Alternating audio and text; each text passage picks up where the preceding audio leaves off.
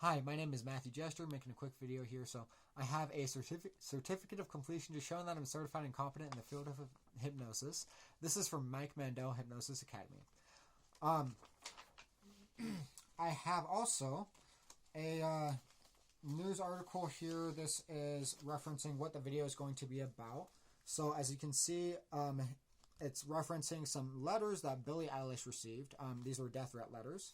So, the celebrity Billie Eilish. This is a TMZ article about the event and, alleged death threats that she received.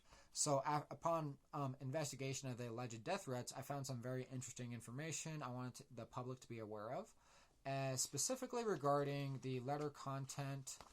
As you can see here, the content of the letters and the actual copies of the death threat letters or alleged death threat letters are available on the website TMZ.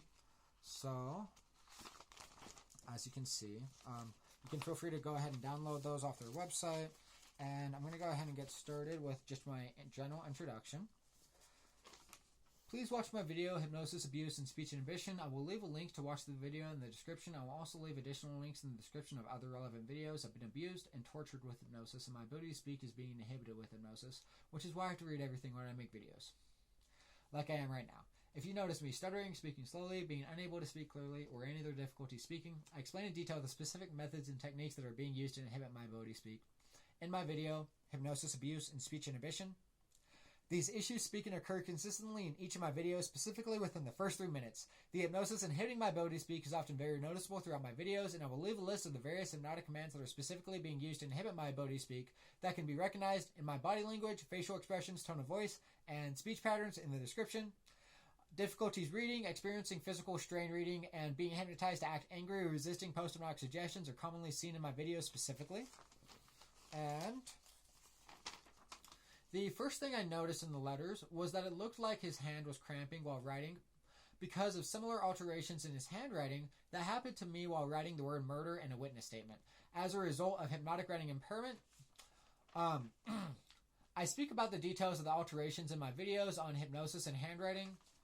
A majority of the letter content pertains to religion and government corruption, which initially appear to be delusions caused by mental illness, although upon further examination, the letter content was most likely influenced and controlled using hypnosis to create the appearance of mental illness in order to avoid further examination and to avoid raising suspicion.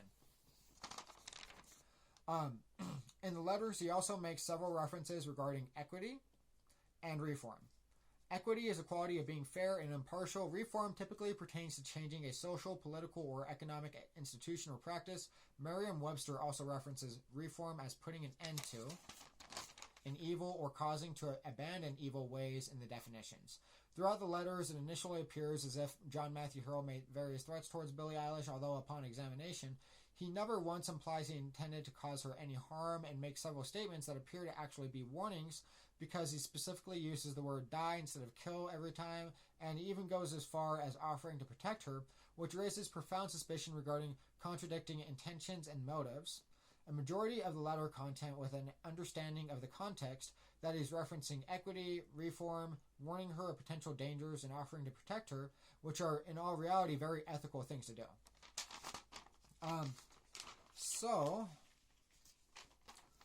In this video, I'm also going to review the various implications in the letter content that indicate John Matthew Hurl was influenced by hypnosis when he wrote the letters, and that the supposed death threat letters sent to the celebrity Billie Eilish were premeditated by the same organized criminal operation that hypnotized me. While reading and analyzing the letters, I noticed 4 specific patterns that were extraordinarily suspicious and unusual for the situation, such as the letters containing no direct threats of death, the letters containing specific phrases that cued the recollection of certain metaphors and concepts that were related to the situation. The letter content elicited specific communication patterns that were characteristic of the hypnotic speech impairment I'm experiencing, and the letters mention the same person who is a primary suspect involved in the organized criminal operation. I'll be reviewing all of these throughout the video. And let's see. So, I'll go ahead and read the first one. So this is off of page 1 on the letters. Here is some info I need you to know. If you don't take it seriously, you will die. The first quote referencing death from the letters is written in the context that he is warning her about something and that if she doesn't listen, she is going to die. The warning he tells her isn't warning her about what he is going to do or what he can do, contains no threats of death, and contains no implication that he is directly intending to harm her in any way under any circumstances.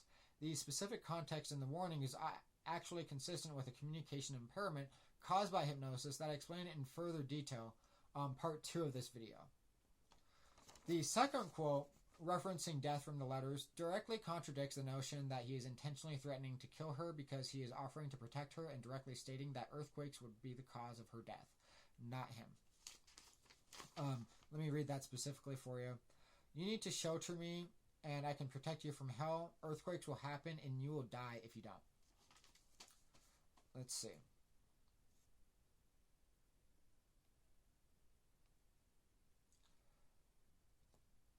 This raises extreme suspicion regarding the validity of the claims that he was threatening to kill her in these letters, because if every statement he made is taken literally in the context he wrote it, he is warning her that her life is in danger and offering to protect her.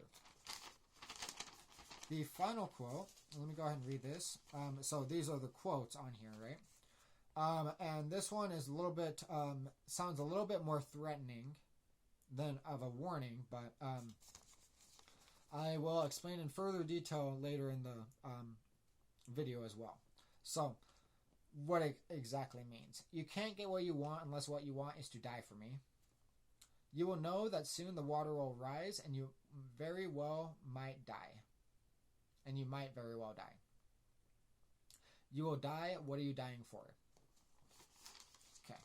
So the final quotes referencing death on page 8 of the letters are also literal warnings that her life is in danger, in which he is not making any threats to harm her. The claims that John Matthew Hurrell made in the letters were not necessarily true or correct, which is actually further evidence that the content of the letters were premeditated due to misleading and deceptive methods utilized by the organized criminal operation to discredit their victims.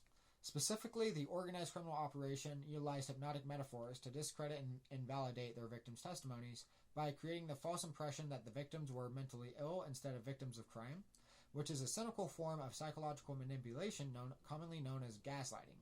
I will give and explain some specific examples of the hypnotic metaphors used in this context in part 3. So, moving on from that. Also, I wanted to include, so in regards to what John Matthew Hurrell actually wrote in the letters, he didn't write anything actually about hypnosis, and in fact, he most likely didn't even know that he was hypnotized because they wouldn't want to risk him saying anything about hypnosis in the death threat letters to the celebrity Billie Eilish. Although I would advise John Matthew Hurrell, especially if he's watching this, to learn what a hypnotic seal is. I can leave a link in the description explaining what hypnotic seals are, by the way. Pattern interrupts involve interrupting a habituated pattern and starting a different pattern, or changing and altering the pattern. If a person is interrupted in the middle of a habituated pattern, they become disoriented. The person doesn't know what to do. The individual's brain begins seeking resolution for reorientation. During the reorientation response, an individual can be more suggestible or susceptible to hypnotic commands as a form of resolution to the pattern interruption. This can commonly be used for hypnotic inductions, as well as allowing hypnotic commands to be cued, given, and elicited without being questioned or detected by conscious awareness. An example of this is interrupting a thought pattern with a brief distraction so that hypnotic memory repression could repress part or all of the thought pattern from an individual's memory while they are consciously focused on the distraction. An individual will be more likely to believe they coincidentally forgot or not know they ever even forgot anything if a distraction is used. This could be specifically necessary if hypnotic memory repression was cued while an individual is writing, because the unfinished handwriting would be evidence of the pattern interrupt and memory repression. Making it too noticeable, this was specifically identified when John Matthew Hurrell underlined, and I'll quote it here, quote, "If you don't take this seriously, you will die," quote, end quote. Because the communication pattern seemed interrupted and altered afterwards, since the explanation he provided her seemed completely irrelevant and illogical to the extent it raised an extreme amount of suspicion, the pattern interrupt was used when I would attempt to write down the hypnotic metaphors they used on me as evidence so that I would seem mentally ill if I ever tried explaining the hypnotic metaphors to anyone. And that's just the introduction to part 2. Let's see. So one of the patterns identified in the letter content was a brief portion of impaired handwriting for specified content, which was will die. And what you can see is it looked as if he had a difficulty with motor coordination in his pen strokes, and it's illegible. The size of the handwriting is larger to compensate for the loss of motor coordination, and as well as the writing deviates from the baseline. The shaping of the letters is abnormal and does not match the rest of his handwriting and all the letters in the samples. And let's see, underlined sentence after writing specified content. Oh, wait. So, by the way, specified content indicates hypnotic commands were cued. So, when he was writing that, he was cued to have his hand cramp with hypnosis. That was also a cue to underline after he finished writing to distract him from what he was about to write. The underlined sentence after writing specified content. When underlining portions of writing, the underline is drawn after writing the portions of writing that are intended to be underlined. So, instead of underlining first and then writing will die on top of it, he writes will die and then underlines it afterwards. That's just normal in handwriting. So, since underlines are drawn after writing, the underline interrupted the communication and train of thought, serving as a distraction, which would enable hypnotic memory repression to occur without being consciously detected by the victim. After drawing the underline, handwriting patterns returned to normal.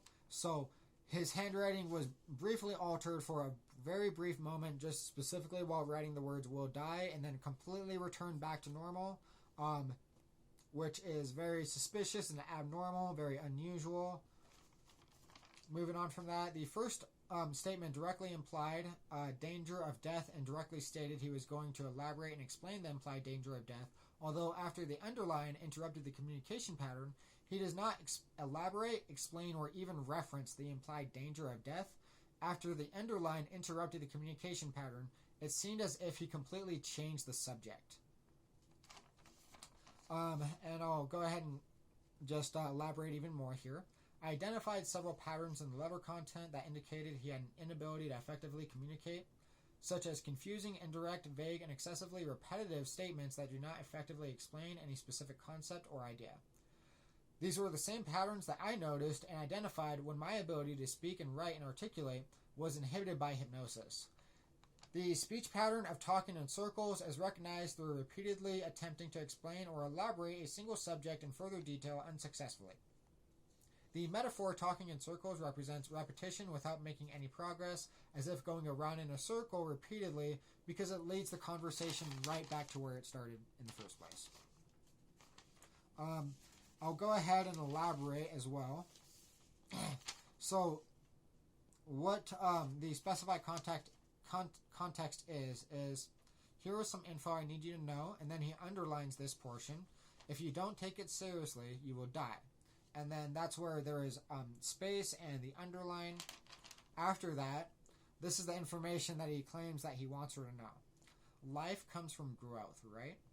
Without growth, you would sit in limbo or degenerate. You cannot have stable growth without balance or a foundation, which ultimately is you moving straight forward in your desire and becoming that through actions and illegible word. You desire life, I already know, but while illegible word might be coveted because humans' love is fake, it's better to be better, and you will find much better than gold for your work and effort. So, if you're confused reading that, that's exactly what I mean by it is extremely abnormal that he would be making such a strong statement saying that this is life-saving information for you, and then completely change the subject, and as if he didn't even notice it. Let's see. So, a metaphor relates two or more unrelated subjects using symbolism. He primarily communicated with metaphorical, symbolic, and non-literal terms. such as growth, foundation, and balance. Hypnotic metaphors are commonly used to distract and entertain conscious attention with a story so that hypnotic commands could be cued, given, and elicited without being questioned and consciously detected by the subject.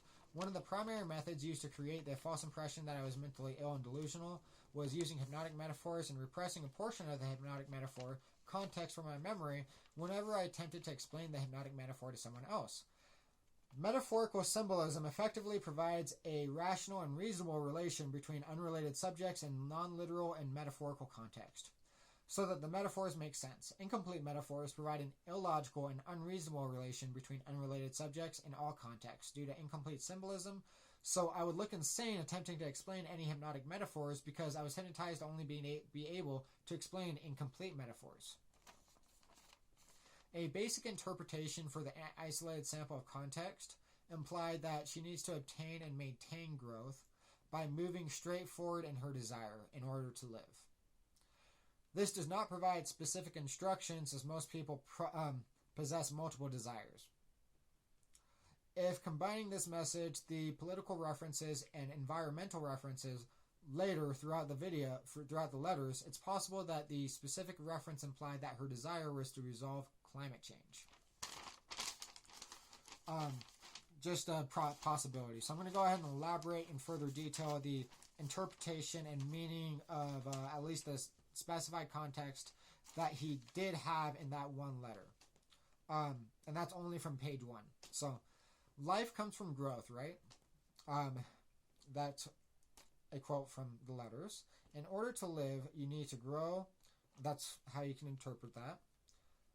Then he says, without growth, you would sit in limbo or degenerate. An interpretation of this is this statement contradicts the first unless she would die sitting in limbo or degenerating. It's a little bit confusing because limbo or degenerate is just different than dying, right?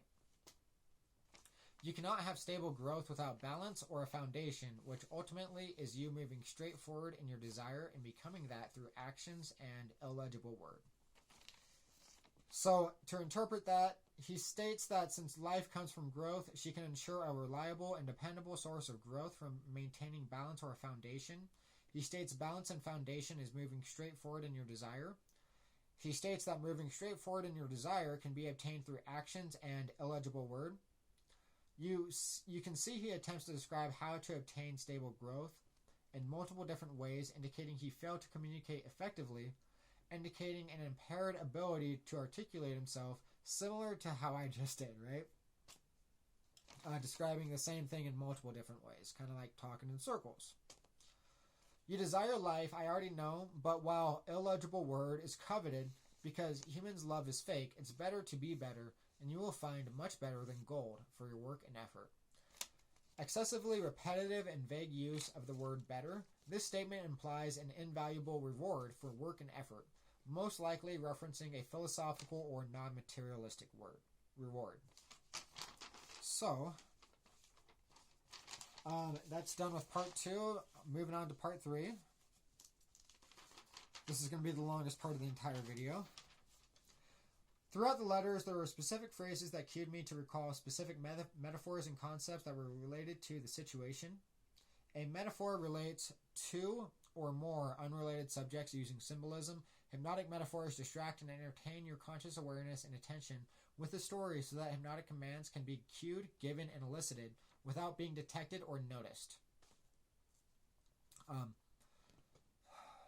isomorphic metaphor relates unrelated subjects using symbolism that relates to a specific situation or problem in an individual's life. Isomorphic metaphors often require understanding of the specific situation or problem. The metaphor is related to in order to comprehend and understand the metaphor. Nested loop metaphors are metaphors within metaphors, typically consisting of at least 3 different metaphors. For example, story A tells story B tells story C, then after finishing story C, returning to and finishing story B, then after finishing story B, returning to and finishing story A. The concept may sound fairly confusing, although nested loop metaphors intentionally use confusion to give and elicit post-hypnotic suggestions undetected, or hypnotic commands. Incomplete metaphors provide an illogical or an illogical and unreasonable relation between unrelated subjects in all contexts due to incomplete symbolism. So I would seem insane if I attempted to explain any of the hypnotic metaphors they used on me, because I was hypnotized to only be able to articulate incomplete metaphors. All of these different types of metaphors were used on me, so several of the metaphors may not make sense, may be very confusing until the specific situations the metaphors are referencing are completely explained, and until the nested loops of metaphors are completed. So, in other words, you have to kind of watch the entire video to get an understanding of what all the metaphors mean, or else they might not make sense. And they did that to try to make it so that I would seem crazy trying to explain it to anybody. The first phrase that specifically cued the recollection of hypnotic metaphors and other concepts was on page 6. You need to shelter me, and I can protect you from hell. Earthquakes will happen, and you will die if you don't. When I read this, I was cued to think that John Matthew Hurrell wasn't threatening to kill her or harm her in any way, but that he was actually trying to protect her and warn her that her life was in danger, just like I was. And also that, when he said she needed to shelter him, that he would be able to protect her, but he would only be able to protect her if she was willing to shelter him, so that he would have the means necessary to do so. When I read, let's see. I will explain this in further detail in my next video about post-hypnotic suggestions. I was also hypnotized to think the reference to hell in the quote was a reference to Billie Eilish's song, All the Good Girls Go to Hell. I was also hypnotized to think that it was a reference to using dysphoria and punishment to deter me from being political, because the song was about the political subject, global warming. I was also hypnotized to think it was a reference to an acronym they told me for the word because, which referenced what they told me they were going to do to Billie Eilish for snitching on them, just like what the Mexican cartel does to people for snitching. I was also hypnotized to think it referenced trying to put me back in jail because I wouldn't stay at a homeless shelter, and that the jail was supposed to protect the criminal organization from law enforcement because of me. The last phrases that specifically cued the recollection of hypnotic metaphors and other concepts was on page 8. You can't get what you want unless what you want is to die for me. You will know that soon the water will rise and you very well might die. And you will die. What are you dying for? He also makes another reference towards earthquakes in a postscript note on page 8. So, like I said, there's a lot of context and understanding needed to be able to comprehend the situation. So, first I'm going to explain a concept in hypnosis that is known as the critical faculty, most commonly actually referred to as the critical factor, although they're the exact same thing. In hypnosis, there is a concept known as the critical faculty, which is responsible for processing, interpreting, analyzing, and questioning information before acceptance into the unconscious mind. Children under the ages of 7 have underdeveloped critical faculties that readily accept information without questioning, processing, analyzing, or interpreting the information. An example of this would be how children believe in the Easter Bunny, Santa Claus, and the Tooth Fairy. In the deep hypnotic trance, called somnambulism, which is commonly seen in stage hypnosis shows, the critical faculty can be less capable of rejecting information than that of a small child's. In fact, hypnosis can be considered extremely dangerous when utilized unethically to make a victim appear to be mentally ill by replicating the presentation of symptoms such as paranoia, hallucinations, and delusions. An example of this is how a young child believing in the Easter Bunny, Tooth Fairy, or Santa Claus is obviously completely normal and is not a symptom of paranoia, hallucinations, or delusions. The same is true with hypnosis, although to even more extreme extents, for susceptible individuals from clucking like a chicken or meowing like a cat to believing they can fluently speak a language they don't even know, to believing their tennis shoe is a telephone, believing they had a conversation with someone that called their shoe, etc. Just like when dreaming, the abnormal and scientifically impossible perceptions are simply produced by our unconscious minds and not symptomatic of mental illness. Okay, and then, so this is going to be Make-A-Wish murder. And this is kind of a complicated subject, but I'll go ahead and start explaining it.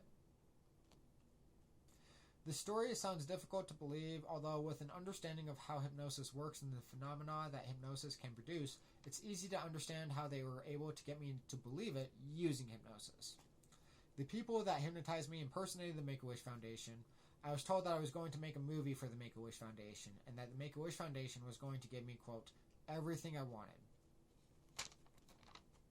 I was told that they were going to hypnotize someone to commit suicide to prevent me from committing suicide. I was told that all I needed to do was ensure to buy him cigarettes, and he wouldn't kill himself, because if he didn't have cigarettes, that he was going to think that the Mexican cartel was going to kill him. Sorry about that. I was told that all I needed to do was ensure to buy him cigarettes, and he wouldn't kill himself, but if he didn't have cigarettes, that he was going to think that the Mexican cartel was going to kill him. McKay Cody James discussed feelings of suicide and fears that the Mexican cartel was going to kill him before he killed himself. I found his body hanging from a tree while looking for a tree to hang myself on to commit suicide. This actually worked to prevent me from using the noose knot I had already tied to commit suicide prior to finding his body, because I had to call the police and file a police report. When I first found his body, I didn't know I found a dead body and thought it was a Halloween decoration that was left out hanging from a tree. I found a large branch and poked his stomach to see if his stomach decompressed, and it didn't. It was actually very stiff, but when I got close enough, I smelled a strong odor and saw maggots crawling out of his face, which was blue and purple, completely unable to recognize his face. I checked his wallet for ID, which read McKay Cody James, and called the police after washing my hands. I returned to the camp after I finished talking to the police and discovered my friend, who mysteriously disappeared one day, named Cody, actually introduced himself to me by his middle name because his full name was McKay Cody James. After discovering I didn't just poke a dead body with a stick, I poked my dead friend with a stick. I developed an eating disorder and PTSD from it.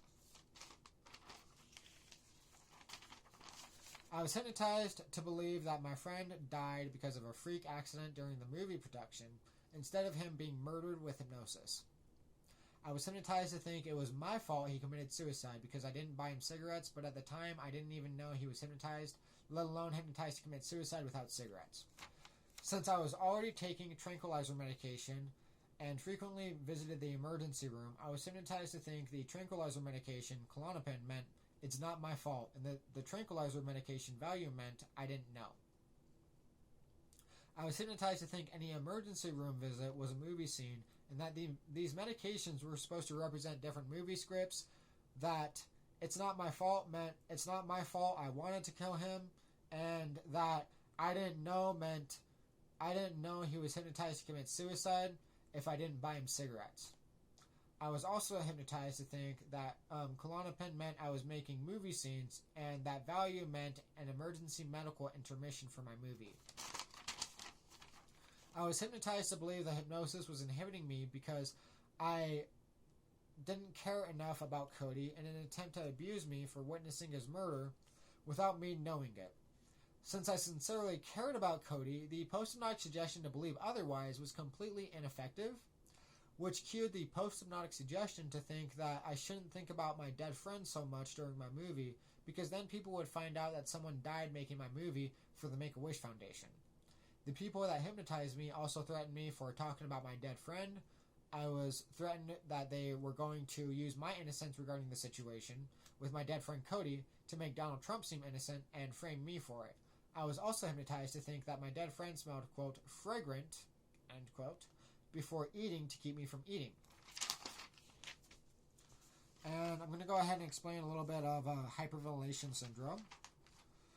So the Make-A-Wish Foundation concept also seemed more believable to me because of how severe my hyperventilation syndrome was, considering that I should have broken a world record for it.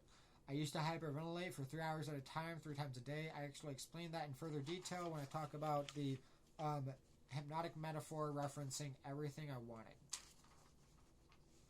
So right now I'm going to go ahead and talk about, just moving on. When I was hypnotized, the social worker tried to hypnotize me to think that death threats were funny and tried to hypnotize me to brag about getting multiple billionaire death threats because I must have been doing something very impressive to get multi-billionaire death threats. I was hypnotized to think death threats were funny, since threatening to kill a suicidal person could literally be laughable because it could actually encourage a suicidal person to do what they were threatened for doing if they wanted to die. It could just encourage the behavior even more. Which is why they threatened to torture me and kill my friends and family. The emphasis was put on multi-billionaire death threats because I was hypnotized to think that some multi-billionaires were willing to pay for multi-billion-dollar ransoms in exchange for a presidential exemption for criminal activity they were involved in. Like I said, this is extremely complicated. Watch till the end of the video to actually understand what's going on. So this goes into a little bit more depth here. To start, though, I also remember the social worker in Jordan Valley Medical Center that hypnotized me, telling me that Billie Eilish's name meant something specifically. I was hypnotized to think that Billie meant billionaire, because you can't pronounce billionaire without saying Billie, and that Eilish meant I wish, because they rhyme. I was hypnotized to think everything I wanted was a reference to how they told me that I was going to be able to go on NBC and talk about everything I wanted in a political sense.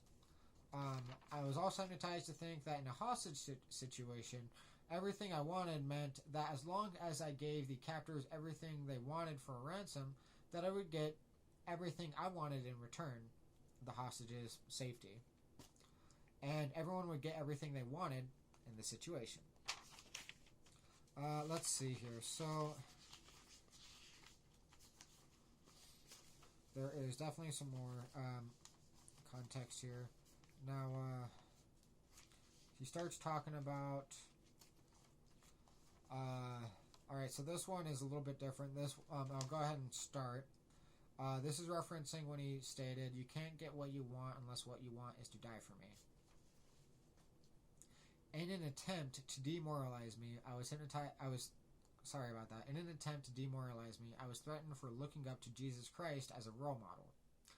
I am an atheist, although from a scientific and historical perspective, I looked up to Jesus Christ as a role model and wanted to be like him because of his unconditional love and selflessness, something that was admirable. I also looked up to George Washington, Abraham Lincoln, Buddha, and Mahatma Gandhi for similar principles and values, but I was only specifically threatened for looking up to Jesus as a role model, likely because it could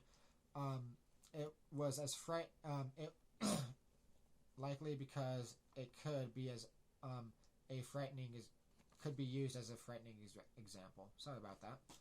Since I noticed a lot of problems in society that are frequently discussed but not properly resolved, I strive to find political resolutions to these problems and apply them. I strive to rise above all the evil, greed, and corruption in the world so that I could help people and change the world. I was threatened that by doing this, I would be like Jesus Christ, because I would be acting like a savior by saving everyone from all the evil, greed, and corruption in the world. They threatened that they wanted history to repeat itself if I was behaving Christ-like, because I could be like Jesus and, quote, die for their sins. This threat was an attempt to demoralize me by making me scared of looking up to Jesus Christ as a role model and behaving selflessly and morally. I was also hypnotized to think that if I tried to snitch, that the threat would reference Billie Eilish being Jesus dying for their sins, except the Spanish pronunciation Jesus, because they said they were going to use her as an example of what they would do to snitches, like how the Mexican cartel made examples of snitches by decapitating them using a chainsaw. I was also threatened that they were going to make me look bad for helping people and trying to do the right thing because they'd abused me so much. I'd make helping people and doing the right thing seem scary, and that they were going to use Billie Eilish as an example of what they do to people for trying to preserve the environment as well. The BECAUSE acronym that I mentioned earlier stood for Billie Eilish, Cartel, Anyone Useless Snitches Eventually. By implying useless, getting rid of, like if they're useless, well, I mean, we don't have any use for that person that snitches, so we can go ahead and get rid of them.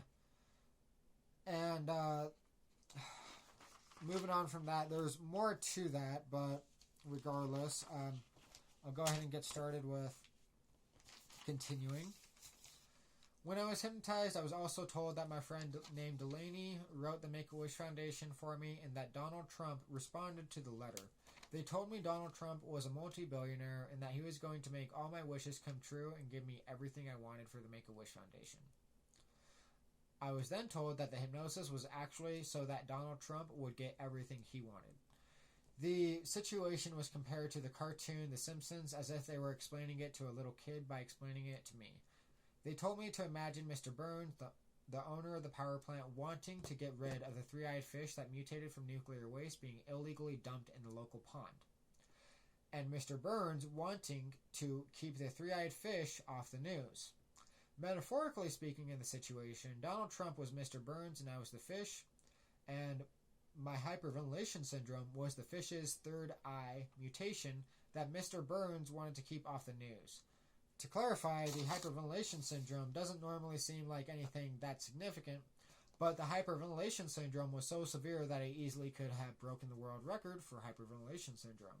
I was consistently hyperventilating for 3 hours at a time, 3 times a day, every day for the first 9 months after it started, totaling 9 hours a day. The hyperventilation syndrome was triggered by singular words and even specific colors. I oftentimes was completely unable to leave my house and sometimes even my room for 1 to 2 days at a time. Whenever I did go in public, specifically grocery shopping, I would have people call ambulances on me and end up in the emergency room on a regular basis. I was also hypnotized to think the Make-A-Wish Foundation would give me everything I wanted but not everything I needed, because the Make-A-Wish Foundation could give a cancer patient what they wanted but not what they needed, like a cure for cancer. I was hypnotized to think that the doctors would only give me Valium or Klonopin if I said I want Valium or I want Klonopin, and that if I said I needed it, that the doctors weren't going to give it to me. I was hypnotized to think the reasons the doctors wouldn't give me the medications if I said I needed it is because I would make the Make-A-Wish Foundation seem scary, because they wanted people to feel good for me since I got what I wanted, instead of people feeling bad for me because I needed my medications. And because they needed to cover up my PTSD symptoms and make it look like drug addiction, because no one wants to see a movie about someone needing medicine. In all reality, this was done so that I could be abused and deprived of what I needed, as well as to make it look like I didn't need my medications. So, let's see here. I will elaborate. This really kind of goes around in a lot of circles. It sounds fairly confusing, almost completely irrelevant to the letter content, right? That's what I mean by having the entire context and understanding of the situation. A lot of what I described was mostly just context. Few metaphors, mostly just context, and then there's also nested loops of the metaphors. So this is a specific hypnotic metaphor regarding Valium, the tranquilizer medication. When I was in jail, before I entered a plea at arraignment, I was hypnotized to think if I wanted the judge to sentence the time over my head at court, that I should draw an arm over the head of the stick figure climbing the mountain that I was hypnotized to draw in jail, and plead no contest at court, and that the message would go right over Little Billy's head, and that the stick figure was Little Billy. Now, to clarify a little bit more context that I forgot to include, they framed me with hypnosis. That was the entire point of this entire operation, as a method of keeping me from going on the news for being abused and being abused and gaslighted by doctors and therapists and psychiatrists, and developing world record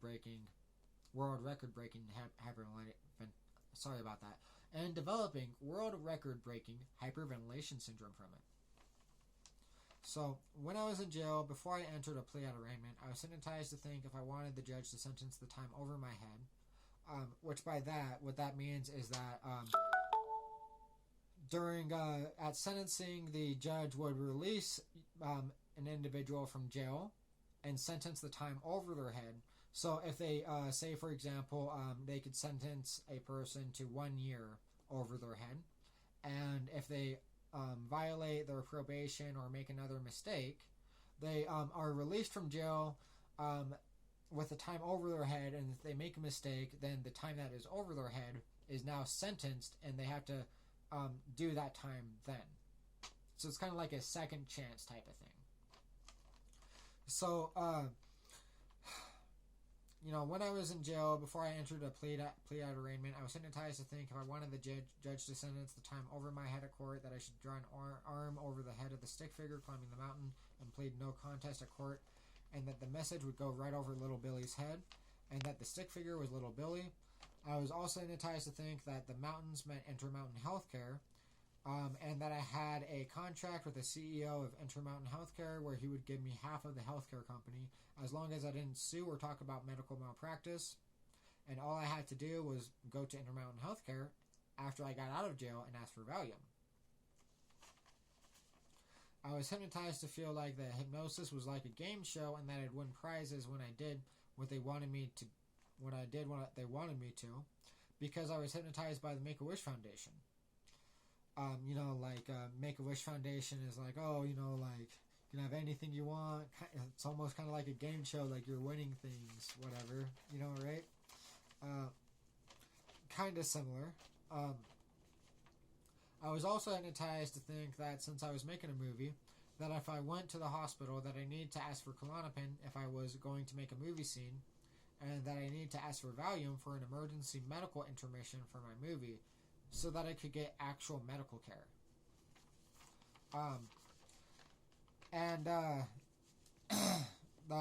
So to clarify here, what this was a hypnotic metaphor, and I've explained this before, but basically the concept is, to dissociate from the situation, right? So I was hypnotized to draw the stick figure, climbing a little mountain, right? The mountain represented like me trying to get health care. And then to dissociate me from that, it's like a double dissociation. So dissociating means, separating myself from the situation. So that's just like a drawing, right? It's a metaphor. That's a first level dissociation. Second level dissociation was from calling the stick figure Billy instead of me. And then, the concept was, if I wanted to get out of jail and get health care, then all I had to do was plead no contest. That was the post-hypnotic suggestion or the hypnotic command that they gave me and cued and elicited without me being able to consciously detect it. To plead no contest at court. While my conscious attention was mostly distracted by the metaphor, and consciously distracted and entertained by the metaphor and the story and the drawings and, what everything else was telling me, right? And then all the other rewards that they told me that the Intermountain CEO was going to do for me, and that all I had to do was go to Intermountain Healthcare and ask them for Valium, and that I would become the CEO of the hospital, and everything along those lines. So, you can understand the concept's a little bit confusing. The hypnosis inhibited my ability to speak during this, and, I had to repeat myself multiple times because of the hypnosis. So I'm pointing that out. The hypnosis being used to try to prevent me from people from watching my videos. So please make sure to watch my video, because if somebody's going that far out of their way just to stop me from being able to make the video something that people would want to watch, then that sounds like it's pretty important to understand.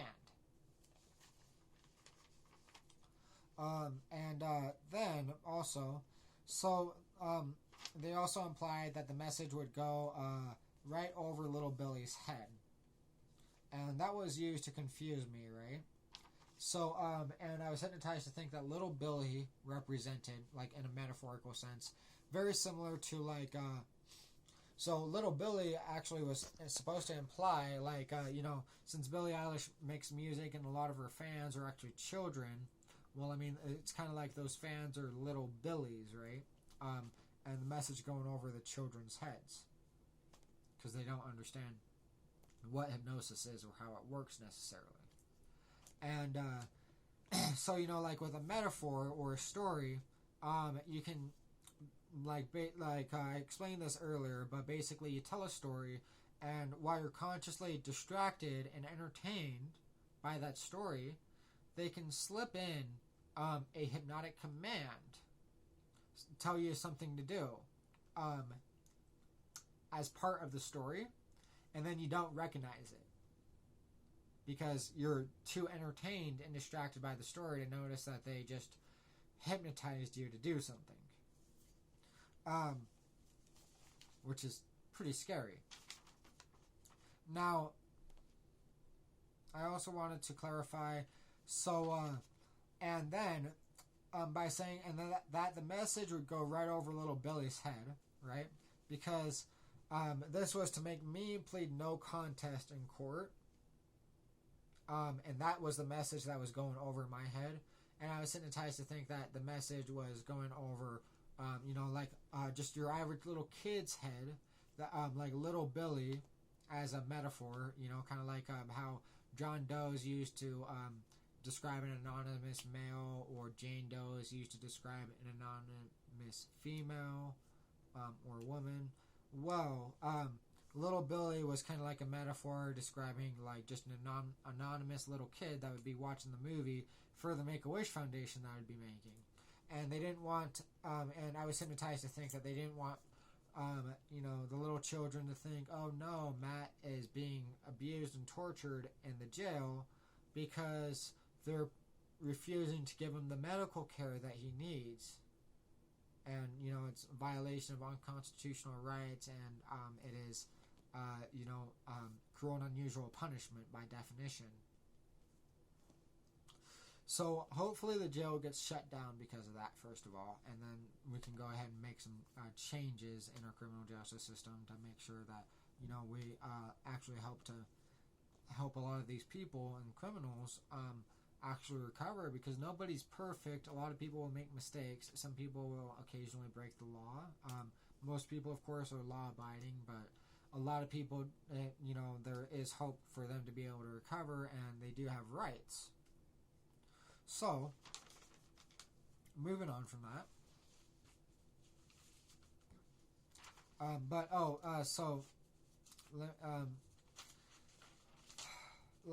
then that was also done. Another hypnotic command too was, I would become, with the metaphor, talking about how the metaphor and the lie too, that the CEO of Intermountain Healthcare would give me half of the healthcare company as long as I didn't sue or talk about medical malpractice. Sorry about that. Hypnotized you on right now. That is, as long as I didn't sue or talk about medical malpractice, that is another hypnotic command that they slipped in there. Because they didn't want me to sue or talk about medical malpractice. So, that's what that was. And then I'm also going to go over some sexual threats and explanation here. I was also given a series of sexual threats towards my reproductive health and reproductive organs, that they were going to give me sexually transmitted diseases for being political. So, due to the threats of contracting STDs, I was hypnotized to think that if I went to the hospital to get tested for STDs, that I was supposed to ask for one of the medications, Klonopin or Valium. I was hypnotized to think that the two different medications meant different things without knowing what they were supposed to mean, as a method of confusion and to distract my conscious attention away from the reality of the situation. I was hypnotized to think that the medical care I received would be more dependent on which medication I chose to ask for than the actual test results. I was hypnotized to think that Klonopin meant I was making a movie scene, and I was hypnotized to think that Valium meant an emergency medical intermission for my movie, and to not know what they were supposed to mean until I moved out of Colorado, and to think that I could only get an emergency medical intervention for my movie in the state of Colorado. I was also hypnotized to think that asking for Valium or Klonopin also meant multiple other different things to elicit confusion and to prevent me from pleading not guilty and going to trial for the assault charges I was framed for. I was hypnotized to think I could only be given STDs I wasn't tested for during the movie, and that if I got tested for an STD during the movie, that I couldn't be given that STD in the movie. Worsening metaphorical threats were cued the more I insisted on getting a comprehensive STD screening as a form of punishment for attempting to think rationally and logically, based off the rules that they told me, right? Well, I don't want to get any STDs, so I want to get tested for everything, right? I was hypnotized to think that telling the doctors I needed to get tested meant I was only trying to get tested for one STD, and it meant I was going to have a girl test me for sexually transmitted diseases by having sexual intercourse with me. Sounds ridiculous, right? But it was supposed to be like a sexual themed movie. Like, oh, there's nothing wrong with them, you know, like whatever, kind of like a joke type of thing, right? A metaphor, like, oh, she's testing me, right? Seems fine. Anyways, so I was hypnotized to think that if I said I needed to get checked for STDs, that it meant I was trying to get tested for a few different STDs, and that I was fighting the hypnosis, and to imagine it was like playing a game of chess, because they just put me in check. And that I would be fighting any girl that would be trying to test me for STDs by having sexual intercourse with me. I was hypnotized to think that if I said I needed to be screened for STDs, that I was trying to get tested for all the different sexually transmitted diseases, and that I was going to be screened by putting me in a latex condom because they were going to give me too many sexually transmitted diseases to ever be able to have sexual intercourse without a condom ever again in my life. Because, you know, like a screen, kind of like a, I remember also, like, kind of like the concept of, like, Toy Story, where they're in that plastic wrap, packaging, well, like, being hypnotized to kind of, like, feel like that, right? And to think of this, like, I need to be screened, right? Something in front of my face. Anyways, so, moving on, this is going to elaborate a little bit more on, the, post-hypnotic suggestions and metaphors relating to the Valium and Klonopin. So Valium scripts, I need something longer lasting, and I didn't know. Also how that involved the medical malpractice script. The CEO of Intermountain Healthcare made a deal with me that if I didn't talk about medical malpractice, that he would give me 50% of the company, and that all I had to do was go to the hospital and ask for Valium. Valium, Haley Mathers told me that Haley Mathers was supposed to make the Make-A-Wish Foundation seem less scary. And that supposedly, you know, it was like a contract with her to try to make the Make-A-Wish Foundation seem less scary. Valium, emergency medical intermission in my movie so that I could get actual medical care. I was hypnotized to think that was what Valium meant. Klonopin, I was hypnotized to think meant like a movie scene. Klonopin, it's not my fault. Delaney, there was also another one. So if I moved back out to Arkansas and went to Unity Health emergency room, I was hypnotized to go in there and you know, like it was difficult to describe. It was really easy for me to understand, but the hypnosis inhibits my ability to explain it to other people, right? So, you know, just like the incomplete metaphor concept, trying to make me look insane, because then because then none of the metaphors make sense. They're incomplete. But anyway, so I was supposed to go into Unity Health, kind of like dragging my feet, like it's not my fault. I need Klonopin, and it was supposed to mean I need Klonopin more than I need Delaney. And they really hypnotized me to think that like this girl Delaney was like obsessed with me, and that like all these different things. You know, when she wrote the Make-A-Wish Foundation for me and everything along those lines, and I was like, whoa, you know what I'm saying? Like a little bit like too much, right? Well, anyways, so jail court plea scripts, guilty. Okay, and then I was hypnotized to think that, alright, if I pled guilty, Delaney would feel guilty for not sleeping with me. If I pled not guilty, Delaney would not feel guilty for sleeping with me. If I pled no contest, I would choose Delaney no contest. And I was hypnotized to think that no contest was the best option for me to plea, blah, blah, blah, right? And going along with the Intermountain type of thing, too. Anyways, so I was literally actually believing that I was making a movie when I was in jail and through the entire court process. That's how they got me to do that. I wanted to withdraw my plea afterwards when I found out that, you know, I was lied to, and, you know, like, more about hypnosis, right? How much I was actually being abused with hypnosis, and, yeah. Anyways, also, so I was also hypnotized to think that Bear River Mental Health had a contract where they would give me mental health court. Because Bear River Mental Health is you know, the mental health authority and Cache County, and the jail that they framed me to have me incarcerated in was Cache County Sheriff's Office. They don't prescribe any controlled medications in the jail either, by the way. That's what I meant by cruel and unusual punishment, because they don't provide people medicines that they actually need in the jail out of policy.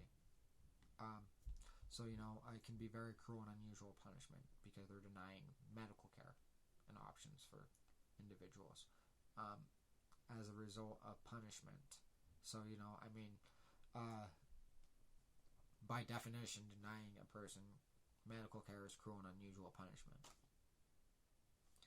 So, Bear River Mental Health Court contract. In order to avoid a multi-million-dollar medical malpractice lawsuit, Bear River would give me mental health court to get me out of jail, so that I wouldn't have to break my legs just to go to the hospital to get my medications, since they don't prescribe controlled substances in the jail. Hypnotized to imagine a Klonopin pill being the bear from the Jungle Book, making me feel comforted, going to court, because the bear, technically, Bear River Mental Health, would give me mental health court to get me out of jail and keep me from breaking my legs for medications. Probation court contract. I was also hypnotized to think that probation had a contract. Probation would let me out of jail on probation as long as I didn't shut down the jail, and they hypnotized me to think that it was because they didn't want to make probation look bad for putting people in jail because of medical marijuana and for people needing medicine, and them putting you know, people in jail for needing medicine. And that as long as it didn't shut down the jail, that probation would have a jail to send me and other people to. Because if I shut down the jail in Cache County Sheriff's Office, and then, you know, like they would have to, for example, transport any inmates down to Brigham City to go to jail. You know, that's what they would have to do. And I'm not opposed to doing that to them. I was hypnotized to draw different medications that were each supposed to represent specific things. I was also hypnotized to draw mountains and stairs, which also had very specific meanings. I was hypnotized to think drawing Klonopin pills meant I had a contract with Bear River Mental Health, and that I could get mental health court to get me out of jail,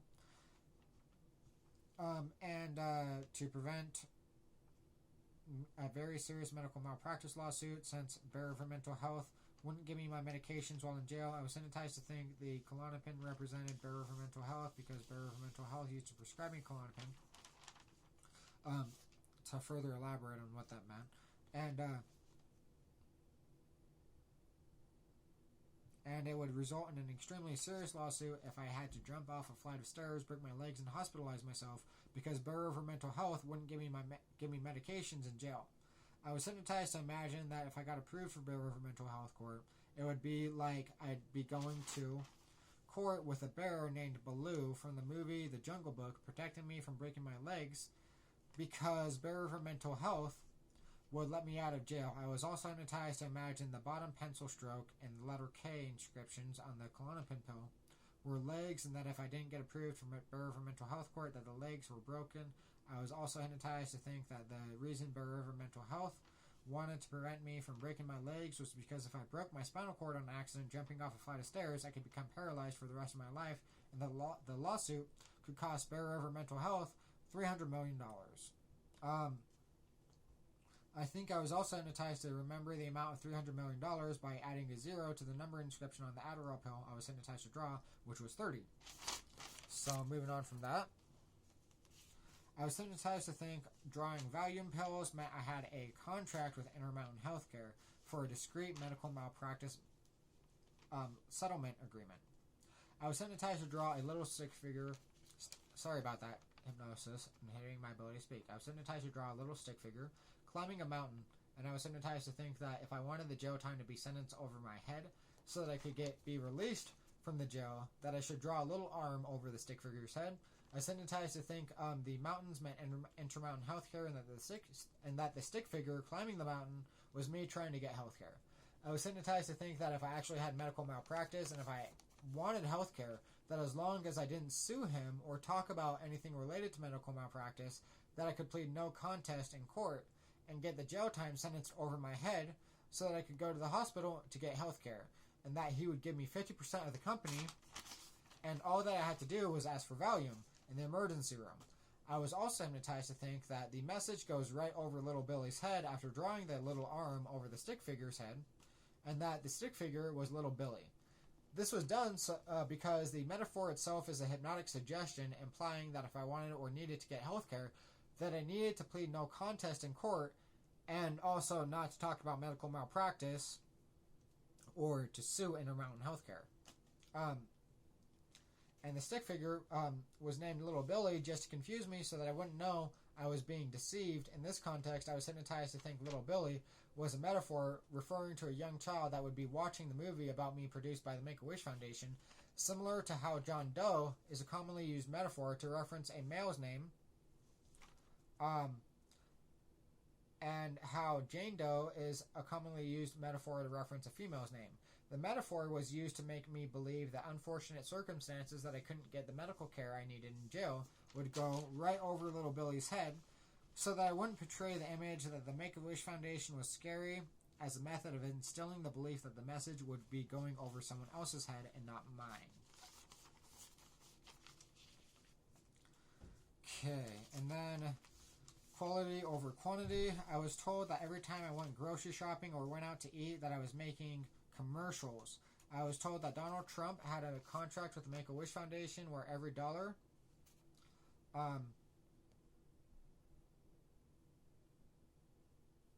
sorry about that, I'll start over. I was told that Donald Trump had a contract with the Make-A-Wish Foundation where every dollar that I spent, Donald Trump had to spend $1 million to pay for the movie production and commercial. I was also told that COVID-19 was a zombie apocalypse theme for my movie, and that the COVID-19 stimulus bills were funding my movie production. The social worker told me that hypnotized me in Jordan Valley Medical Center financially. Sorry about that. The social worker that hypnotized me in Jordan Valley Medical Center financially exploited me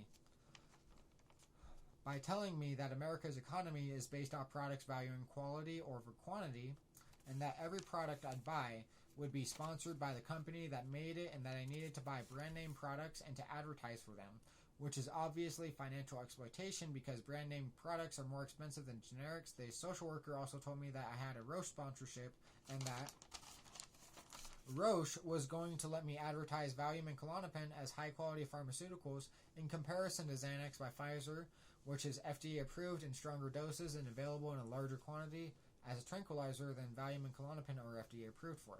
The social worker also told me that the cooks at Jordan Valley Medical Center really prided themselves on the quality of the food, that they cooked and that I was supposed to go back there and ask for Valium. The social worker told me that the sooner I went back to Jordan Valley Medical Center, that it meant the better their food was supposed to taste and that their food was supposed to taste as good as I do, because all the girls want to eat me up. So the better their food was, the better I was. I was also not supposed to mention Adderall in court, and I was told that if the judge asked about the Adderall, I was supposed to say Jordan Valley Medical Center has the best food in the world, guilty as charged, which was supposed to mean girls want to eat me up more than anyone else in the world, guilty as charged. I was hypnotized to think I had a Roche sponsorship for drawing the Klonopin and Valium on the postcard, which I explained in further detail in Hypnosis and Drawings.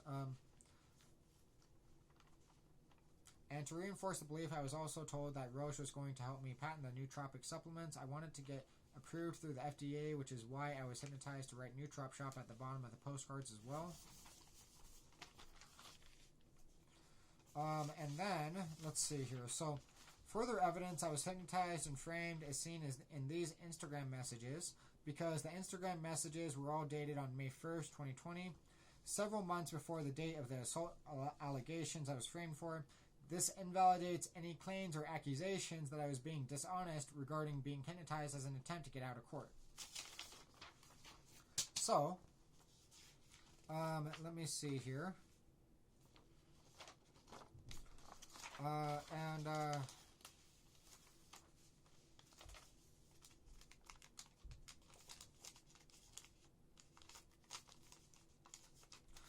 also wanted to include, before I get too far, right? So what the emergency medical intermission for the movie was supposed to mean. Well, they used hypnosis to control bodily functions to improve acting performance, such as suppressing cough, reflex, mucus production, tear production, controlling salivation, etc. Because they hypnotized me to think the movie was being recorded live and that coughing could ruin a movie scene, for example, or suppressing my thirst and hunger while making movie scenes, because they didn't want me to interrupt my movie scenes by getting food or water. And I will elaborate even further detail on that. I was hypnotized not to drink water, though, basically, unless I noticed I wasn't drinking enough water, unless someone else noticed I wasn't drinking enough water, or unless they would get caught for it. And I developed a form of loss of organ function as a result of that. So I have some Instagram messages to a variety of celebrities here. So you can see this one is to G-Eazy. I was told that the movie that I was going to be making was with G-Eazy specifically. And you can see here the message on May 1st.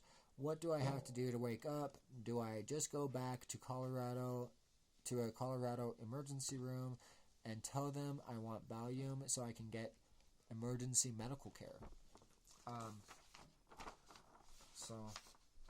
Anyways, that was G-Eazy's profile picture on Instagram at the time. That was on the 28th that I printed that off of, 28th of April. This one has Billie Eilish on it, as you can see. And then, actually a couple different messages. This one also includes something about, let me see, hope someone can help me find hope in our medical system. Medical malpractice will be the death of me. That's comforting. But also you can see, what do I have to do to wake up? Do I just go back to a Colorado ER and tell them I want Valium so I can get emergency medical care? Let me see. And then Haley Jade. This is Eminem's daughter, or Haley Mathers, as she's also known as. So as you can see here, that's her Instagram. And same date, same message. What do I have to do to wake up? Do I just go back to Colorado emergency room and tell them I want Valium so I can get emergency medical care? So as you can see, like I explained earlier there, that's what's going on. That's what I was hypnotized to think was going on. So here's Will Smith. I also messaged him. He's an actor, right? Like a movie actor, movie star. So you can see here, what do I have to do to wake up? Do I just go back to a Colorado emergency room and tell them I want Valium so I can get emergency medical care? Christine Price is also the individual that first hypnotized me. She was a therapist that I was seeing that was abusing me, and then she hypnotized me. Then I also messaged another celebrity named Joyner Lucas on Instagram. This was the same date, I believe. What do I have to do to wake up? Do I just go back to a Colorado emergency room and tell them I want Valium so I can get emergency medical care? And then Halsey, another celebrity. So you can see here. So I was told that all these people were involved in like the movie and everything along those lines. By the way. So what do I have to do to wake up? Do I just go back to a Colorado emergency room and tell them I want Valium so I can get emergency medical care? And then you can see reference Christine Price again. And then here is Eminem, or Marshall Mathers, his legal name. So, Marshall Mathers, and then I actually also include here, I want to write you a letter because these doctors are making me extremely suicidal, and this whole movie production is turning my health into a joke.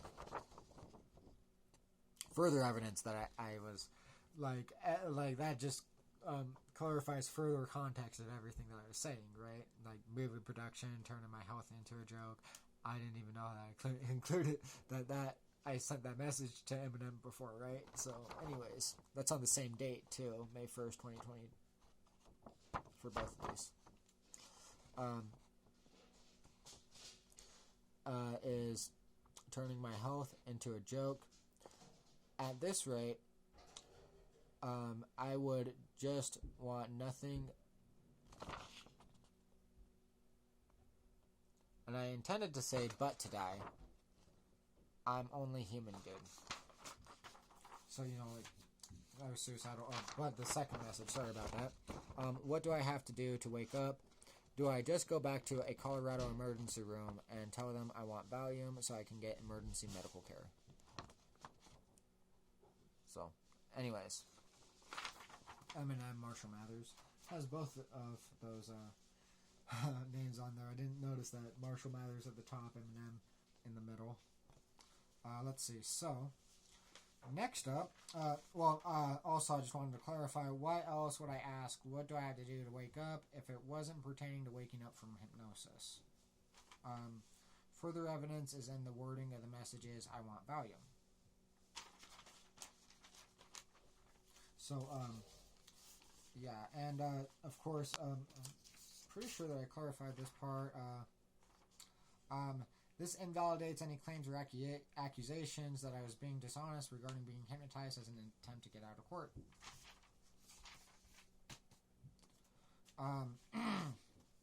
So I began folding and rolling a raw cigarette filter to roll a joint, and it was a cue to think, no, Matt, don't do that, that lets it out. I felt confused, ignored the suggestion, and this is called Charlie Sheen Has AIDS, and then it relates a lot of the different other references and things that he's saying throughout the letters. This kind of ties a lot of this all together, right? I began folding and rolling a raw cigarette filter to roll a joint, and it was a cue to think, no, Matt, don't do that, that lets it out. I felt confused, ignored the suggestion, and proceeded to finish rolling the crutch anyways. As I proceeded to finish rolling the crutch, I was cued to think, wait, Matt, Charlie Sheen has AIDS. To which I responded with even more confusion, thinking, what does that have to do with anything? And proceeded to attempt to finish rolling the crutch. Again, next, I was cued to think, wait, Matt, Charlie Sheen has AIDS. Or in other words,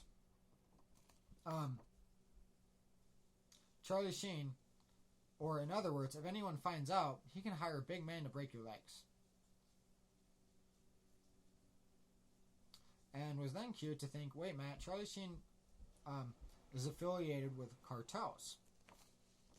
and thought logically about how Charlie Sheen is very notorious for his cocaine use, and that he very possibly could obtain cocaine from the Mexican cartel and could very possibly have connections to people who could break people's kneecaps or legs, because I recalled a memory of my mother telling me how my dad was hanging out with people who broke people's kneecaps, and this was a very similar analogy to a South Park episode where Jared, who used to advertise for Subway commercials, admitted that it wasn't just Subway sandwiches that helped him lose weight, and that he actually got AIDS to help him lose weight, which implied that he meant the medical condition, but he actually had assistants who aided him. It's a metaphor. Also kind of like a joke or a pun. So a dietitian and a fitness trainer aid him to lose weight. As a method of manipulating my behavior, I was cute to think that Charlie Sheen was going to break my legs for acting scared and hyperventilating because of his AIDS, because it would make his sex life seem scary, as well as how acting scared and hyperventilating was bad acting for my movie, or that my acting was diseased. They also hypnotized me to think that if I acted scared of Charlie Sheen's AIDS, that it was like putting Charlie Sheen in a condom, because it would make girls scared of contracting AIDS from him, and that Charlie Sheen's AIDS were going to break my legs if I put him in a condom. I was hypnotized to think that this was an attempt to help me improve my diseased acting for my movie, because hyperventilating was diseased acting. Due to the abuse and threats I experienced from the hypnosis, I was very scared of G-Eazy, and I was hypnotized to think that G-Eazy was also threatening to break my legs if I made his music seem scary. And I was also hypnotized to think G-Eazy was a gangster while listening to the These Things Happen album, in an attempt to make him appear more scary and to deter me from listening to his music, because they wanted me to think that he was threatening me for listening to his music and being scared of him. I was hypnotized to think that if I didn't drink, do drugs, and party, that my sex life would be a comedy, and that if I didn't drink and do drugs for fun, or used alcohol or drugs to self-medicate my medical conditions, that my sex life would be a comedy, because nobody wants to see a movie about someone taking medicine for medical conditions. I was hypnotized to think that if I had to drink at least one beer every day in public, or G-Eazy would break my legs, and what that meant was that I was supposed to have like a beer sponsorship. Anyways.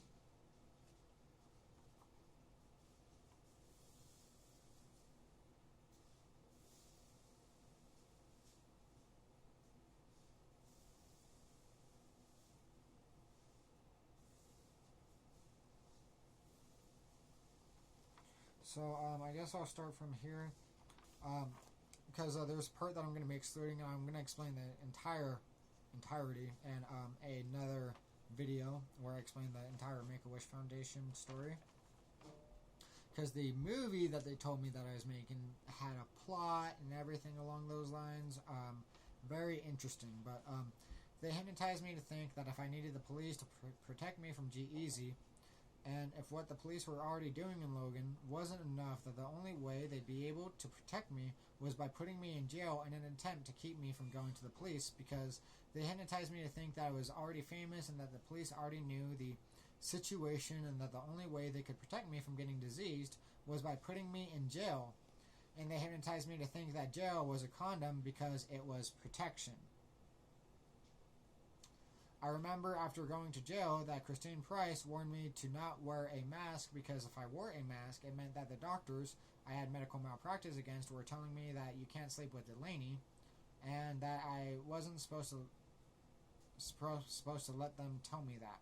When I was in jail, they wouldn't give me my meds because they don't prescribe any controlled substances in jail, and I was hypnotized to think that if I didn't stop hyperventilating, start smiling, and hold my hands in a ball in front of the jail cell door, that my legs were going to be broken without knowing what it even meant, or why I did it out of fear.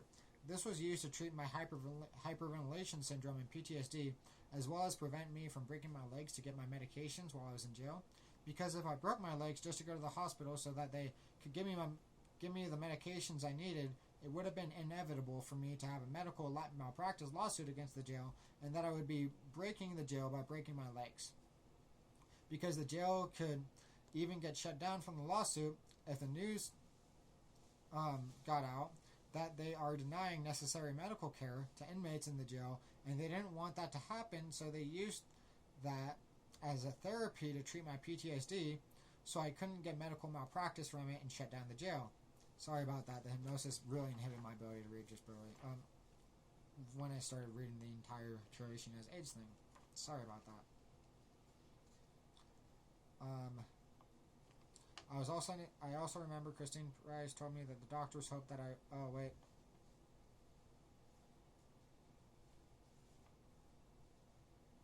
also remember Christine Price told me that the doctors hoped that I would break my legs and become crippled like my dog did when I was experiencing catalepsy from sleep deprivation after being taken off my sleeping medication, Ambien. I was hypnotized to hold my hands on a ball for 3 hours straight one day, and I didn't know why, but I did it anyways, due to the threats of the post-hypnotic suggestions. And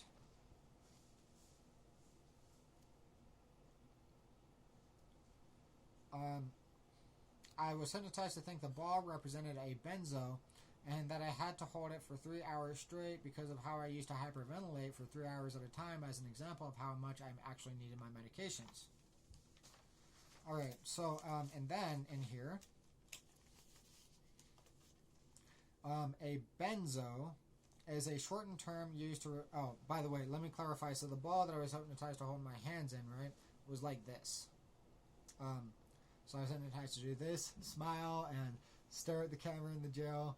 I was terrified while doing this, right? Like, they're going to break my legs, right? Like, I don't know what to do.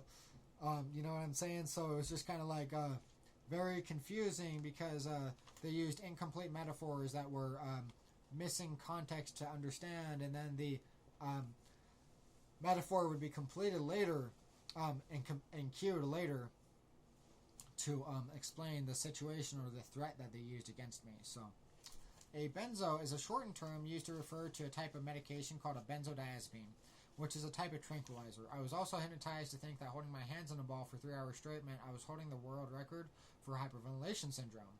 This actually successfully treated my hyperventilation syndrome and PTSD because the fear of breaking my legs from the hyperventilation syndrome and PTSD overpowered the fear caused by my PTSD, using fear to overcome fear. I was hypnotized to hold my hands in a ball behind my head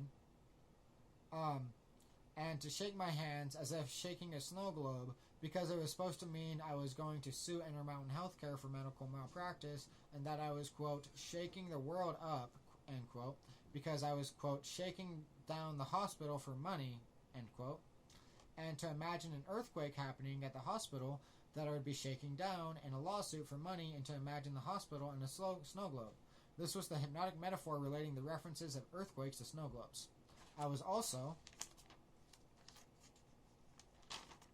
hypnotized to think that the ball represented a bird trapped in a bird cage, which was a metaphor for me being in a jail cell, and that putting the jail over my head was like putting the jail time over my head so that I wouldn't break my legs in jail for medications. Which is why the ball was also supposed to be a benzo. The hypnotic metaphor also references the suggestions relating to quality over quantity, and the hypnotic drawing with little Billy climbing the mountain for healthcare and pleading no contest to get out of jail for Valium, and the message going right over little Billy's head. I was hypnotized to think I needed to smile and look at the camera holding the ball in my hands because it was part of my movie, and the movie scenes were supposed to be time-lapse videos or fast-motion videos similar to time-lapse videos of seasons changing, the sun rising and setting, or even weather changes on a weather radar over extended periods of time by speeding up the frame rate of the videos by various multitudes. So the hypnosis, I was also hypnotized not to pay attention to what I was reading just barely, by the way, too. So, kind of reading it on autopilot because I'm being tortured and abused with hypnosis. I was also hypnotized to think that holding my hands in a ball represented a snow globe because I was hypnotized to think of weather changes in a time-lapse video in order to imagine how the movie scenes I was making in the jail would look. I was hypnotized to think that as soon as I actually broke the news, And let's see. So this is where there's supposed to be a period, which I don't have a pencil right now to go ahead and put that there. But oh well. I was hypnotized to think that as soon as I actually broke the news, that my family, friends, and loved ones would actually be in danger. I was hypnotized to think that the news would be unsettling and would be shaking the world up, as if the references to earthquakes in the letters specifically pertained to this. I was hypnotized to think the unsettling news referenced unsettled medical malpractice lawsuits. I was also hypnotized to think that water rising meant Bear River Mental Health was flooded with phone calls about me, and that there would be waves of phone calls in medical malpractice cases like there are waves in the ocean, referencing the song Ocean Eyes by Billie Eilish, because I was hypnotized to think the song meant my dog, Jewel, sorry about that, kind of like a gem, like a ruby or a diamond, because she has two different colored eyes, and the waves of phone calls and lawsuits would be about how the medical malpractice lawsuit was so blatantly cruel, abusive, and unethical that even my dog became injured from it. Another form of metaphor for Charlie Sheen has AIDS was that there are medications that can help with a medical condition, AIDS. And since the medications are helpful, the medications are like AIDS for AIDS, and that since my medications helped me, Charlie Sheen has AIDS meant I had AIDS, since I had my medications. I was hypnotized to think that since AIDS were a form of help, like hearing aids, and that since the hypnotic metaphor was used to help my PTSD and hyperventilation syndrome, that the hypnotist gave me AIDS with using hypnosis because they helped me with my medical conditions. I was also hypnotized to think that Charlie Sheen has AIDS was a reference to how I believe that the meaning of life is to help people, and that the speech I wrote regarding oxytocin and the meaning of life was like an STD because it was a, quote, moral oral, end quote, presentation, and to prevent my videos from going viral, they had to inhibit my ability to speak. I was also hypnotized to think that if I had any viral videos, they'd be like cancer to the doctors because the doctors would try to stop the videos from spreading, and I was hypnotized to think suing doctors meant killing doctors. I was hypnotized to think holding my hands in a ball meant I had the world in my hands, as if holding a globe, and to think that holding my hands in a ball was also a reference to how on the cartoon show The Simpsons, the character Mr. Burns would hold his hands together in a ball and say, excellent. Right? Just a little bit different. I was also hypnotized to think the world and Mr. Burns metaphor was a reference to Donald Trump feeling excellent for preventing me from becoming famous for breaking the world record for hyperventilation syndrome. I was also hypnotized to think the world and Mr. Burns' metaphor also referenced environmental preservation because I intended to make, apply, and enforce the actual changes necessary to preserve the environment and address the climate crisis, as well as because Mr. Burns was depicted as greedy, corrupt, evil, and illegally dumping nuclear waste from his nuclear power plant into local lakes and ponds. Sorry about that. The hypnosis is abusing me right now. I'm trying to speak, and the hypnosis is being used to abuse me.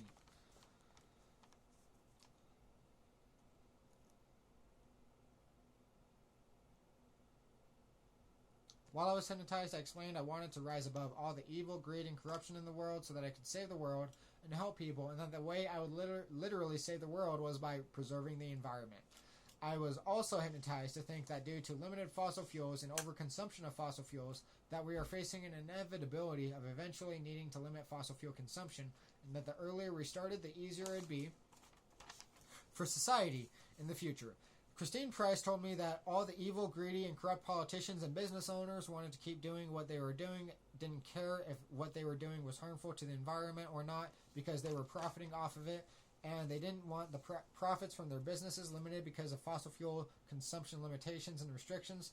So they hypnotized me to stop me so that they didn't have to.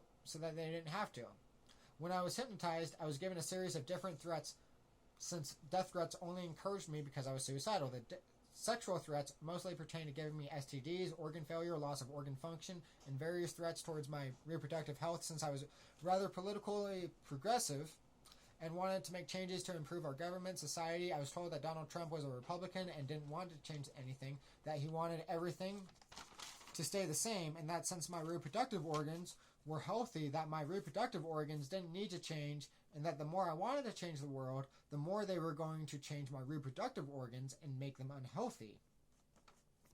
I was told that since Ziggy Marley's music inspired me to change the world, that they coined the term from the Ziggy Marley song, Change Your World, because the more I wanted to change the world, the more they were going to change my world by changing my reproductive health. I was told that the Make-A-Wish Foundation was willing to help me make a movie to compensate me for my PTSD and hyperventilation syndrome as long as I didn't make a YouTube channel and as long as I didn't file a medical malpractice lawsuit, because the Make-A-Wish Foundation does a lot of charitable work for children with terminally ill medical conditions. I was told that they needed to make me look mentally ill so that the public wouldn't find out my hyperventilation syndrome was caused by PTSD, abuse, and medical malpractice, so that the message would go right over little Billy's head and children wouldn't be scared of doctors and hospitals. I was told I was supposed to act bipolar, party, and do a lot of drugs and spend a lot of money very quickly to cover up my hyperventilation syndrome. I was threatened for making a YouTube channel, needing my medications, acting scared, hyperventilating, or letting anyone find out I was being abused. I was threatened that the scarier I made the doctors and hospitals seem, the scarier I made the Make-A-Wish Foundation seem. I was threatened that the scarier I made the Make-A-Wish Foundation seem, the scarier they were going to make my sex life seem, and I was given a series of threats towards my reproductive health, which were mostly threats to give me sexually transmitted diseases for hyperventilating and acting scared. When I was hypnotized, they organized for me to meet certain people in certain places so that I could be unknowingly and involuntarily forced to contract 8 different sexually transmitted infections without being sexually active. It was 4. I don't know why I wrote 8. And repressing my memory of it. So anyways, by the way, I was hypnotized to feel back pain too, to try to prevent me from speaking very clearly, by the way. I'm being tortured with hypnosis, so. I contracted all 4 sexually transmitted infections in a matter of only a few months. The first sexually transmitted infection I contracted was a rare strain of human papillomavirus, which is a form of warts on the back of my hands from shaking hands with a specific person they organized me to meet. The second sexually transmitted infection I contracted from a motel room they organized me to stay in afterwards. The third sexually transmitted infection I contracted was syphilis, which I believe I contracted after meeting someone they organized me to meet in Colorado.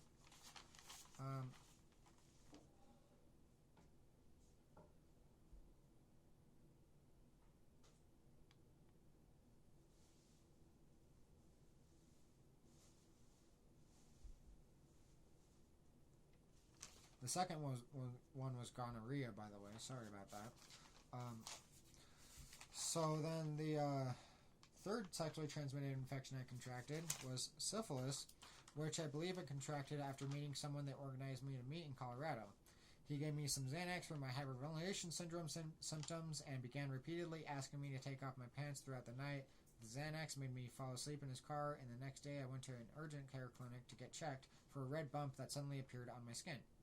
The last sexually transmitted infection I contracted was MRSA, or a form of staph, also known as the staph infection, which could have been premediated using a variety of different methods. I was made to believe I was hypnotized to repress certain biological functions to improve my acting performance so that I wouldn't question the changes in my biological functions. An example of this was instilling the belief that my senses of thirst and hunger were being repressed so that I wouldn't interrupt my movie scenes to get food or water. I was hypnotized not to drink water unless I noticed I wasn't drinking enough water, unless someone else noticed I wasn't drinking enough water, or unless they would get caught for it. I developed a condition called urinary incontinence, which is a loss of bladder function that I developed as a result of being hypnotized to not drink water. The urinary incontinence impaired my reproductive health and sexual health as a method of instilling fear and intimidation to reduce resistance to post-hypnotic suggestions. I was also given various other threats towards my reproductive and sexual health. I was hypnotized to increase the frequency I smoked cigarettes, and I was told that my mucosal production and cough reflex were being repressed from my movie production. I was made to believe that the repressed mucosal production and cough reflex increased my risk of developing lung cancer and lung disease.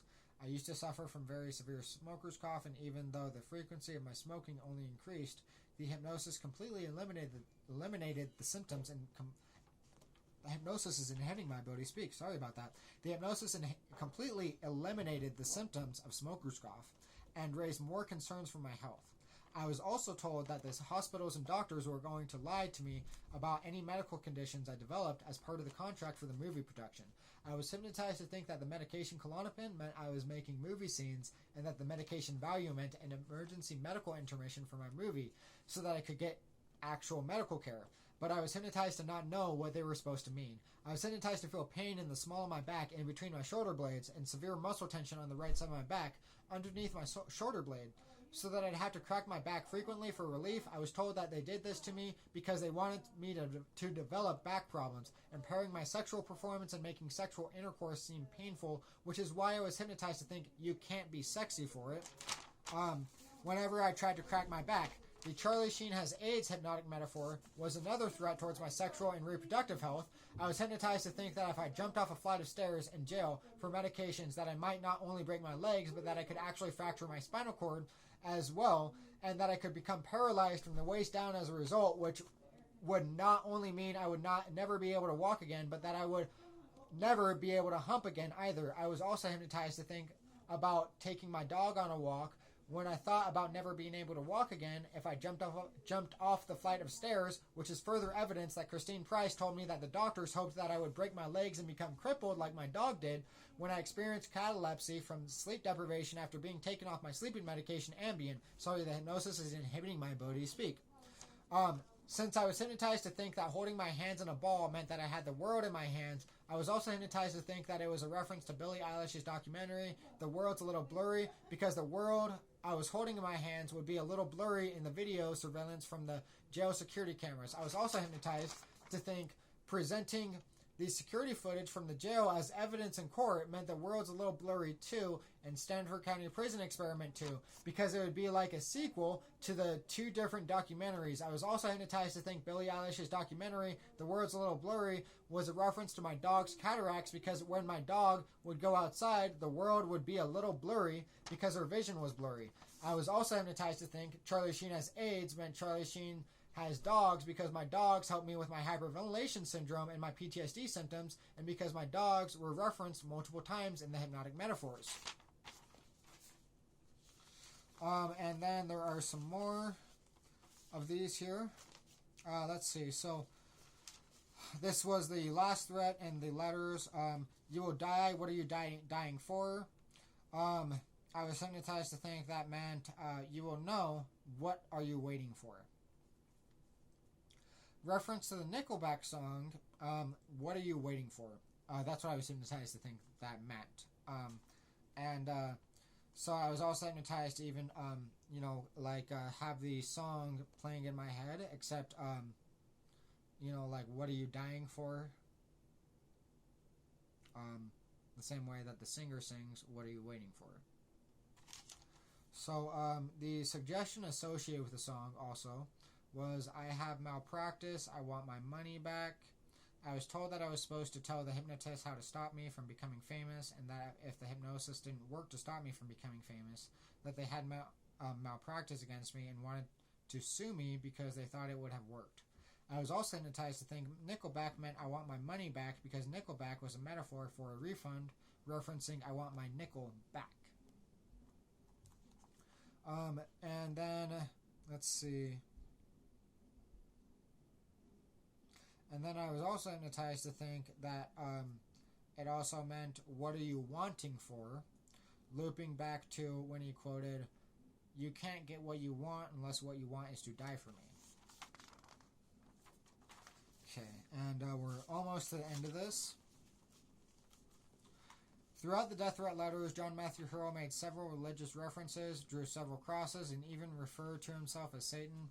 The crosses and religious references had very similar patterns to the religious post-hypnotic suggestions they used on me, making me wonder if the people who hypnotized me also hypnotized him.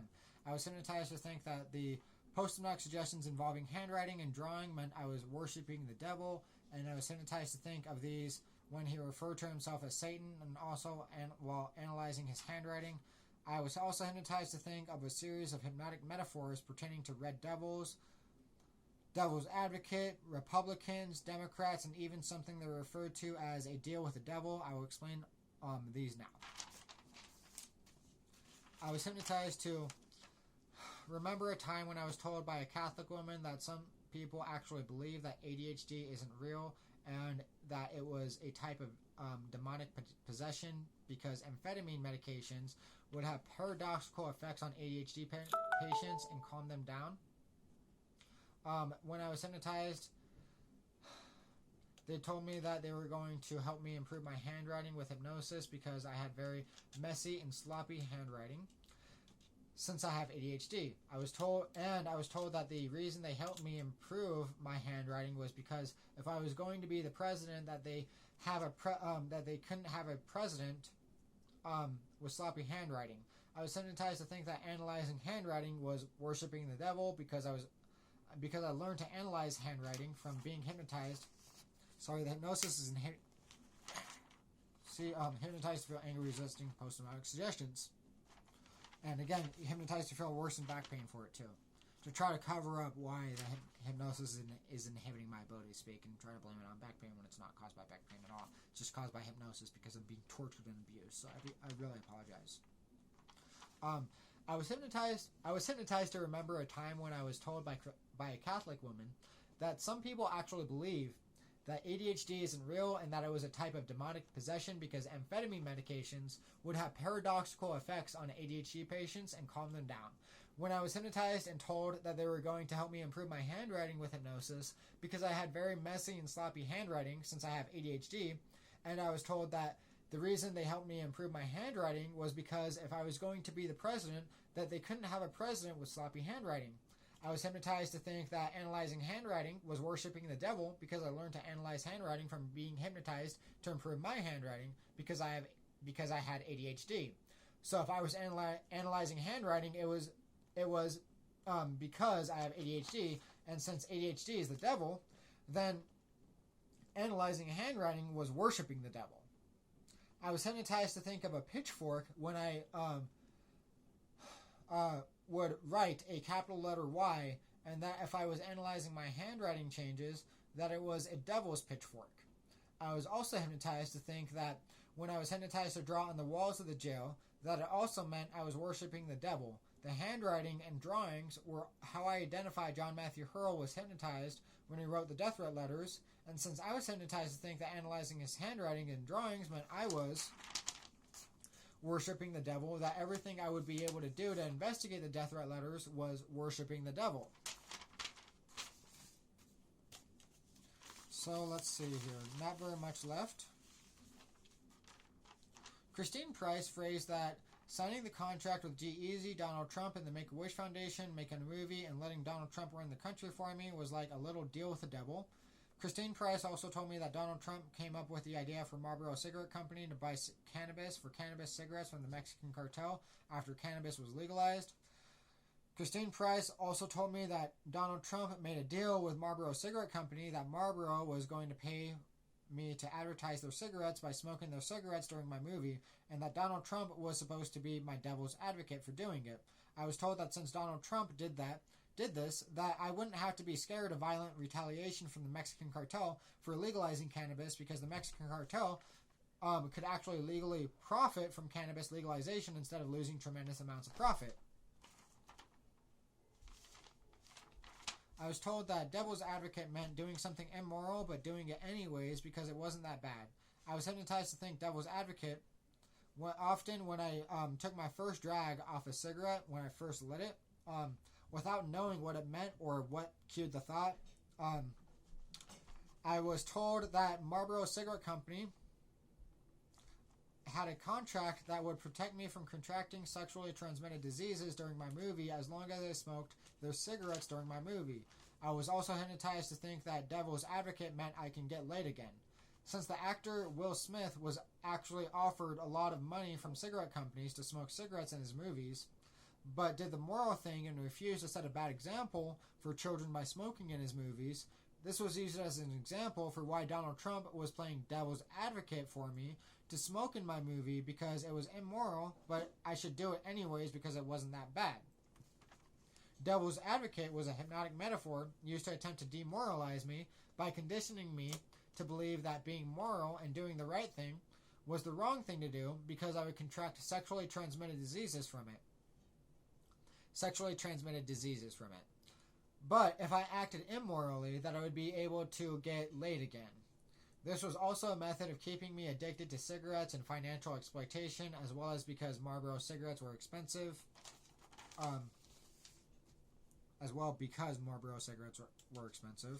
And then really close to being done. And then Republicans, they told me that since Donald Trump was a Republican and doesn't want to change anything, that as long as I was a Republican and let Donald Trump run the country for me, that I could have sex again. They told me metaphors while I was hypnotized that pertained to the syllables that comprise the word Republican. I was hypnotized to think of an Irish pub because of the syllable pub in the word Republican, and to think that it meant I could drink alcohol and it's not a big deal.